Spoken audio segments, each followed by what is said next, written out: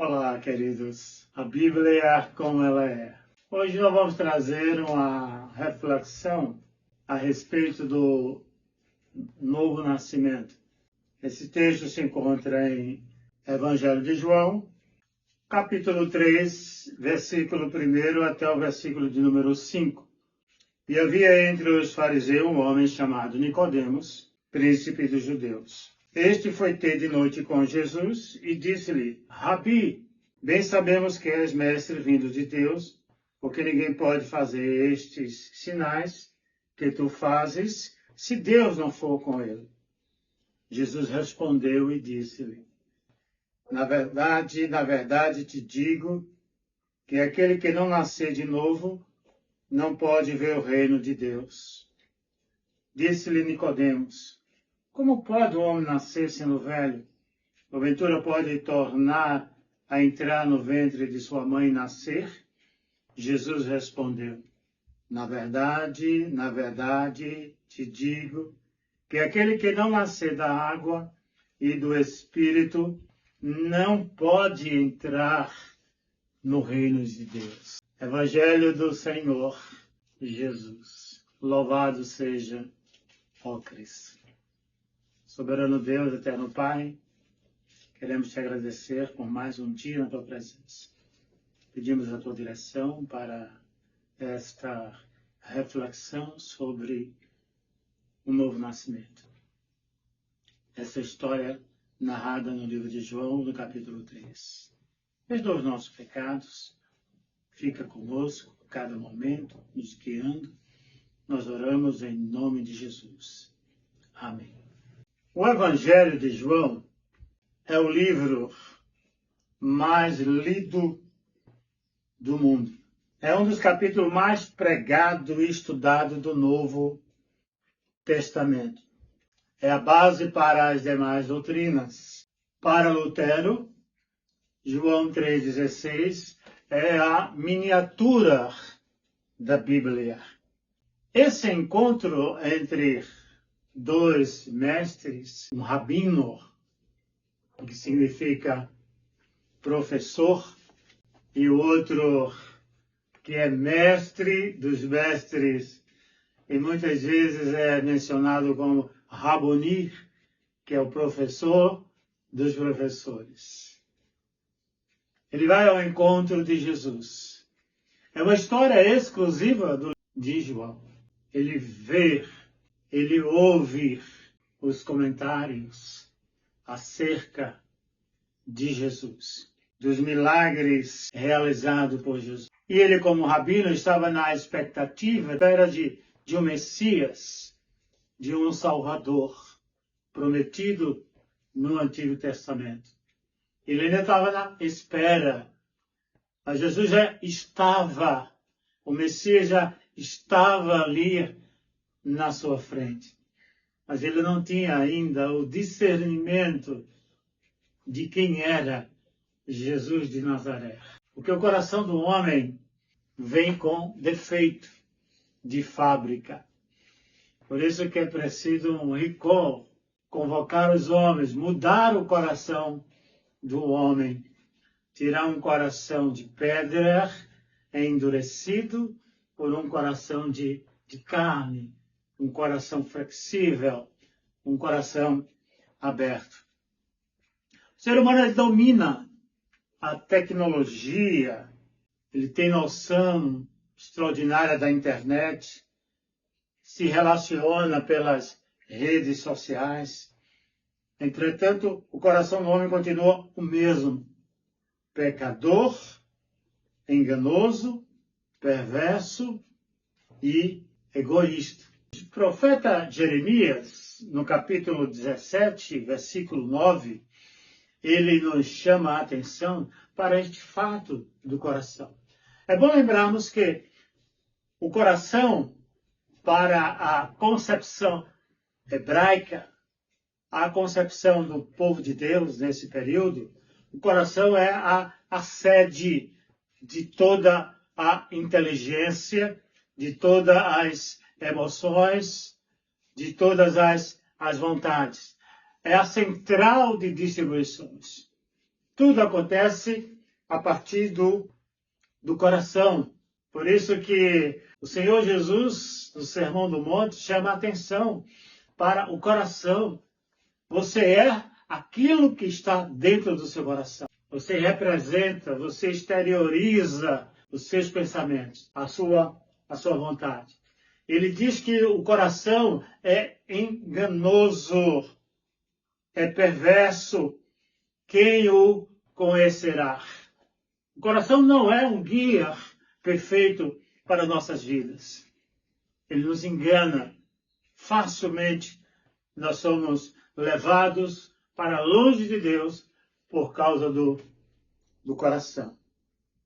Em Mateus capítulo 15, 19, porque do coração procede os maus pensamentos, mortes, adultérios, prostituição, furtos, falsos testemunhos e blasfêmias. Está no coração. Porque é assim que eles entendiam o coração, o ser humano, de uma forma completa, em uma unidade. Os primeiros versículos lidos, nós encontramos aí Nicodemos e Jesus Cristo. Um diálogo, uma conversa. Ele começa com um discurso interpelando Jesus. E Jesus dá uma resposta que deixa ele desconcertado. Dá uma resposta que ele não compreende. Ele sente um impacto no que Jesus diz no versículo 3. Na verdade te digo que aquele que não nascer de novo não pode ver o reino de Deus. Nicodemos era um homem rico, era um homem mencionado na Bíblia poucas vezes. Nós vamos encontrar no capítulo 7, a partir do versículo 45 a 52, e também no capítulo 19, no versículo 38 e até o versículo 40. Além de sua riqueza, ele era participante, era príncipe dos judeus. Ele era um fariseu. Fariseu é uma seita mais radical do judaísmo. Havia os saduceus. Os fariseus, eles eram apegados à palavra de Deus. Ele tinha a palavra de Deus como a verdade única, a lei como a sua base. A lei aqui, quando se fala na lei para os fariseus, você deve entender como o Pentateuco, os 5 primeiros livros da Bíblia, que vai de Gênesis até o livro de Deuteronômio. Por isso que é chamado de Pentateuco. E ele zelava por essa instrução nas Escrituras. Era considerado como separados, os piedosos. Por isso que era um grupo pequeno, mas é um grupo com muita força, com muito poder, principalmente pelo zelo da palavra. E Nicodemos, olhando para Jesus, chama de Rabi, de mestre, no sentido de minha grandeza, minha majestade, ou o meu honroso Senhor. A Bíblia também nos mostra que a motivação de Nicodemos era uma motivação superficial para ir ao encontro com Jesus. A Bíblia diz que ele foi pelos milagres, provavelmente movido pelo milagre que acontecera no capítulo 2, onde Jesus é convidado para ir a uma festa de casamento e lá faz a transformação da água no melhor vinho. E isso impactou toda a comunidade. E ele foi ao encontro por causa dos sinais. Os judeus gostavam de sinais, de ver os sinais, de ver as maravilhas. Não é diferente dos dias de hoje. Muitos procuram Jesus, muitos estão indo à igreja, à casa de Deus, em busca de sinais, em busca de milagre. Não pela presença do Senhor na sua vida, mas para receber, para desfrutar dos benefícios do Calvário. Nicodemos foi procurar Jesus por causa dos sinais.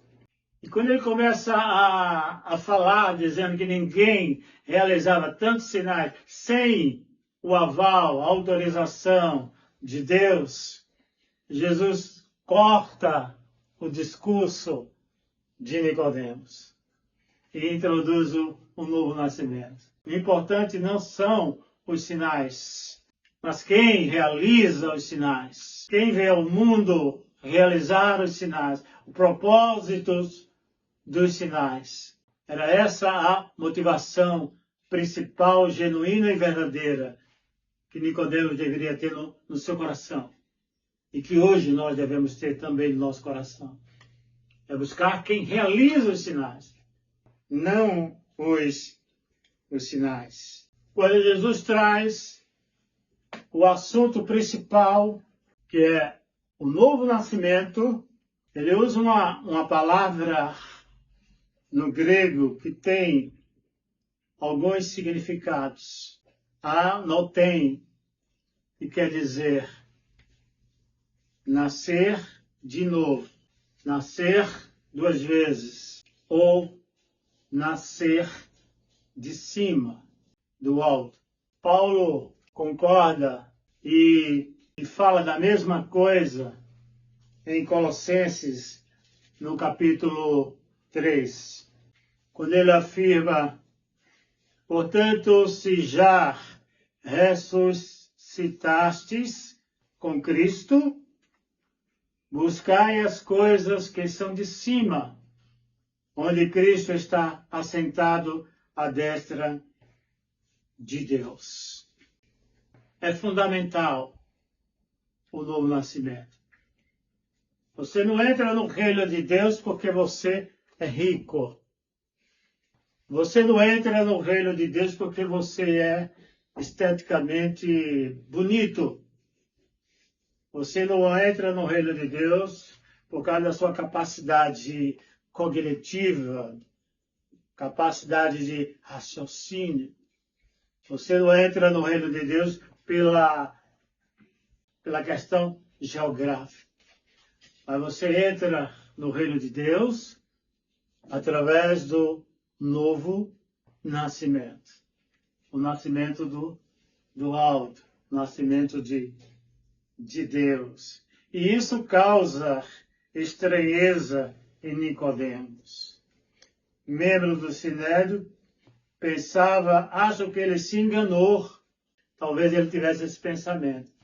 Jesus está completamente enganado. Como pode um homem voltar ao ventre da mãe, literalmente nascer de novo, ou, de uma forma metafórica, viver como uma criança? É difícil de compreender essas coisas. Para Nicodemos foi difícil. Mas estava na palavra. Para os prosélitos, para aqueles que se convertiam ao judaísmo, era como se tornar uma criança quando eles se batizavam. E agora ali surge um novo ser, uma nova criança que precisa aprender a falar, a andar. E na Bíblia nós encontramos, no Novo Testamento e no Antigo, esta ideia de batismo, de nascer de novo, de se banhar, de se purificar da forma externa, através do batismo. A conversa girou em torno do reino de Deus, visão judaica do reino de Deus, o reino terreno, na era vindoura. Entrar no reino de Deus para um hebreu, para um judeu, era esperar lá na época chamada época vindoura, escatológica. Era para o futuro. O nascer de novo era para o futuro. Tornar uma nova criatura era no futuro. E Jesus abre uma janela nos céus. Nós encontramos no livro de João, desde o primeiro capítulo, e agora ele traz o futuro para o presente. Entrar no reino de Deus não é apenas observar a lei. Entrar no reino de Deus não é apenas seguir cerimônias rituais. Entrar no reino de Deus é ter a compreensão, a dimensão da ação divina, não só na pessoa, mas no mundo. Entrar no reino de Deus é acreditar no sacrifício vicário de Jesus na cruz, lá no Calvário. Isso é entrar no reino de Deus. Não apenas uma visão escatológica, como Nicodemos tinha, como aquele jovem rico também, ao conversar com Jesus, perguntou como ele poderia herdar o reino de Deus. Ele estava pensando no futuro, mas não no presente, na escatologia horizontal. E é muito fácil entender isso quando ele diz no primeiro capítulo de João, versículo 14, e o Verbo se fez carne e habitou entre nós, cheio de graça e de verdade. E vimos a sua glória, como a glória do unigênito do Pai. O reino de Deus é uma realidade presente. O Filho e o Verbo se fez carne e habitou entre nós. O reino de Deus já está presente no mundo. E o maior representante desse reino de Deus no mundo é o seu Filho, Jesus Cristo. Ele veio preparar o caminho para nos levar a este reino. Mas para entrar neste reino, que não é apenas vindouro, que será a glorificação, mas entrar no reino presente, é indispensável nascer de novo, nascer do alto, nascer de uma forma espiritual. É deixar as coisas velhas. Não é uma reforma. O novo nascimento não é uma reforma externa. Eu deixo isso, deixo aquilo, mas permaneço com isso e com aquilo. Não é apenas uma reforma. Mas é uma entrega absoluta, é uma entrega total ao senhorio de Jesus Cristo. Isso é nascer de novo.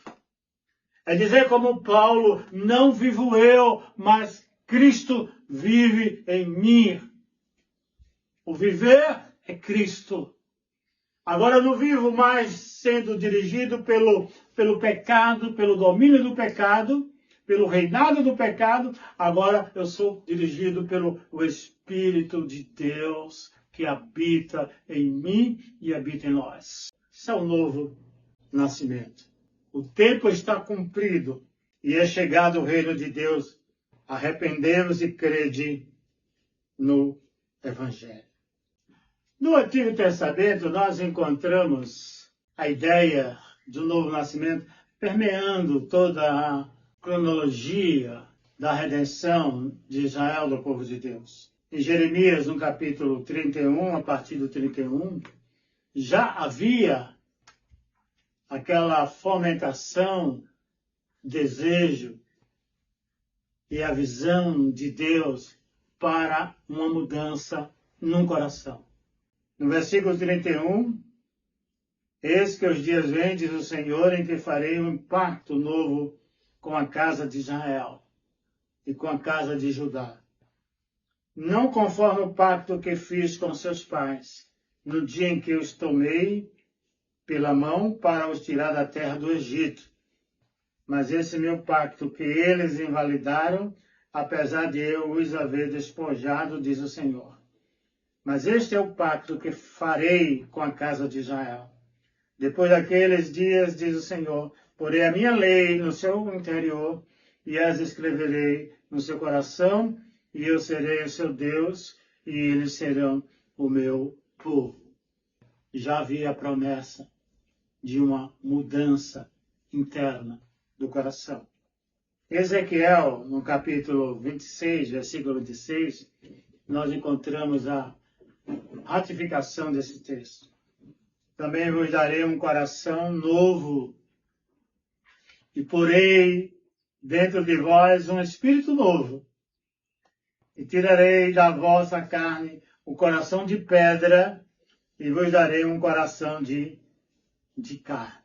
Aí já Deus operando o transplante espiritual, tirando o coração velho, coração enganoso, um coração que havia uma tendência pecaminosa para praticar o pecado, para amar o pecado, para desfrutar o pecado. Agora ele vai tirar esse coração e vai nos dar um coração novo, um coração cheio de amor, de perdão, de tolerância, de compaixão, de alegria. Essa é a mudança radical do novo nascimento. Já no Antigo Testamento. No Novo nós encontramos alguns versículos que confirmam esta ideia. Em 1 Pedro, capítulo 1, versículo 3, diz: Bendito seja o Deus e Pai do nosso Senhor Jesus Cristo, que segundo a sua grande misericórdia, nos regenerou para uma viva esperança, pela ressurreição de Jesus Cristo dentre os mortos. Nós temos uma esperança e nos regenerou, que ele fala do novo nascimento, um coração regenerado, baseado na ressurreição, guardada. Nós temos a esperança de que nós teremos um corpo glorificado, assim como o nosso Mestre e Senhor. No livro de Tito, capítulo 2, versículo 5, ele diz: Não em virtude de obras de justiça que nós houvéssemos feito, mas segundo a sua misericórdia nos salvou mediante o lavar da regeneração e renovação pelo Espírito Santo. Então perceba que o agente operacional de toda a transformação do ser humano, porque o nascimento ele é individual, é intransferível, é operado pelo Espírito Santo. Jesus responde algumas perguntas a Nicodemos, quando ele diz: Como pode o homem nascer do alto? Versículo 5 ao 7, nascer da água e do Espírito. Aqui as duas expressões têm o mesmo significado. A água, como eu já falei, é o agente de purificação externa e o Espírito de purificação interna. Por isso que Paulo menciona o conflito entre carne e Espírito. Nascer da água e nascer do Espírito. Isso acontece simultaneamente. O batismo de João no início era apenas pela água, porque ele trabalhava a questão da purificação externa para todas as pessoas. Mas a partir do derramamento do Espírito Santo, o batismo, a água e o Espírito Santo agia ou penetrava no indivíduo simultaneamente. Éramos purificados exteriormente e interiormente pelo Espírito Santo. Portanto, o novo nascimento é uma obra do alto, de Deus. O que podemos fazer para nascer de novo ou do alto? Tem alguns pré-requisitos, encaminhamentos para um novo nascimento. Pelo menos há 3 elementos preponderantes para o novo nascimento. Primeiro tem que haver o arrependimento. O arrependimento precede a fé. A palavra chuve do hebraico indica mudança de caminho. Assim o arrependido reconhece que está caminhando na direção errada e muda sua direção. Mudança de caminho. Nascer de novo é mudar o caminho. Quando se muda o coração, se muda as atitudes e as ações. E agora o nosso caminho era direcionado para alimentar a carne, os prazeres da carne. Agora nós temos um caminho para alimentar o Espírito Santo que habita em nós. É usado no Novo Testamento, Paulo trouxe uma palavra chamada metanoia, mudança de mente. É muito mais que uma simples troca de opinião. É a transformação da maneira de pensar em Deus. Tanto no Antigo Testamento como no Novo Testamento, o arrependimento indica uma mudança radical. Visto do lado negativo, o indivíduo abandona sua velha vida, mas do lado positivo ele entra numa nova relação com Deus. É abandono da vida antiga, vida anterior, a vida da carne. E agora, de uma forma positiva, ele entra numa nova relação com Deus. Ele passa agora a viver uma vida de santificação, de buscar uma vida pia, reverente diante do seu Deus. Obedecer a palavra, amar ao próximo, amar a Deus de todo o coração, de toda a sua vontade, coração. Segundo elemento dentro da mudança para acontecer o novo nascimento, é preciso a fé. A fé salvadora, contudo, é a dependência absoluta de Deus em Jesus Cristo. No momento de se converter, a pessoa reconhece que, como pecadora, é incapaz de salvar-se a si mesma, abandonando as demais esperanças. A pessoa aceita Jesus como Senhor e Salvador. O importante não é apenas ter fé em Cristo como um Salvador.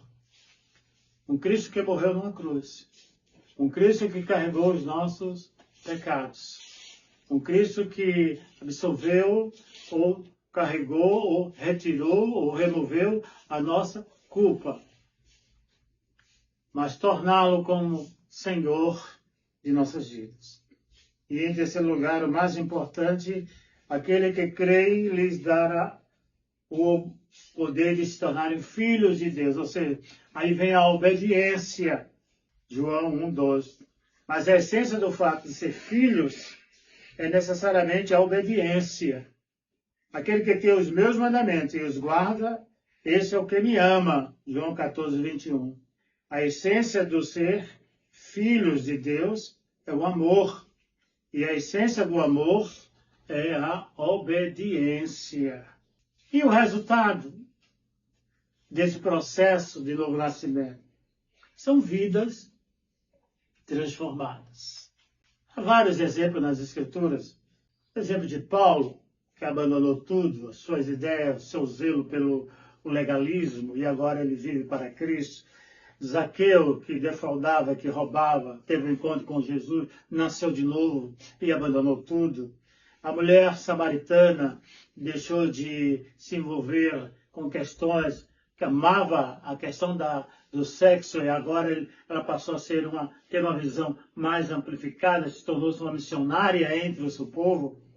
Andemos honestamente como de dia, não em glutonaria, nem em bebedeiras, nem desonestidades, nem dissoluções, nem contendas e inveja, mas revestivos do Senhor Jesus Cristo, e não tenhais cuidado da carne em suas concupiscências.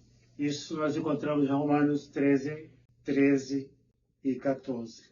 Jesus o convida para experimentar o novo nascimento. Ele não convida você para ser um religioso.